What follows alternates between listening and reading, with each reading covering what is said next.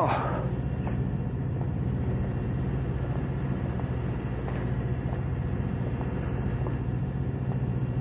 Bună ziua! Bună ziua! Dorel Mateescu, Doiaru, șeful gării. Ce transportați în vagonul de marfă? Păi, e un transport militar american pentru frontul din Kosovo. E vagon NATO și conținutul este strict secret. Aha. Să prezentați și mie actele la contul. Păi nu înțelegeți. Este transport militar și avem aprobare de sus, de la guvern. Nu. Mata nu înțelegi. Eu am un regulament. Fără acte în regulă nu poți să te las să treci. Is there a problem here? De să întreabă dacă este vreo problemă. I need to see custom and transportation papers. This is a NATO military transport, sir. This has been organized and authorized by your government. Any documentation be in your possession, sir. You have international transport from America? That is correct, sir. And where are you now?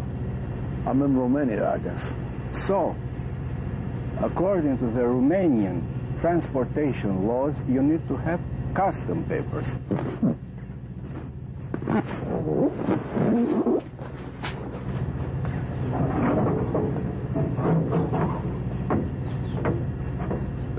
Wouldn't you say that? You fucked up my punchline.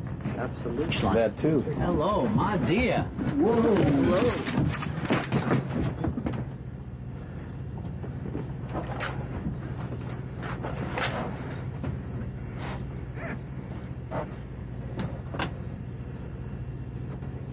This is the legislation. I don't make legislation. I respect legislation. You come to Romania, you have to respect legislation too. Well, if you respect legislation, sir, you are hereby advised to comply with what's been coordinated. Do I make myself clear? Have I made myself understood here? Have I made myself clear here?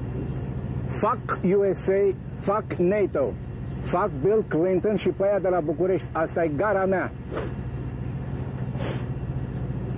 Checkpoint. You need custom papers. N-aveți, nu treceți. Ia bagă-i pe linia a doua, că m-am enervat.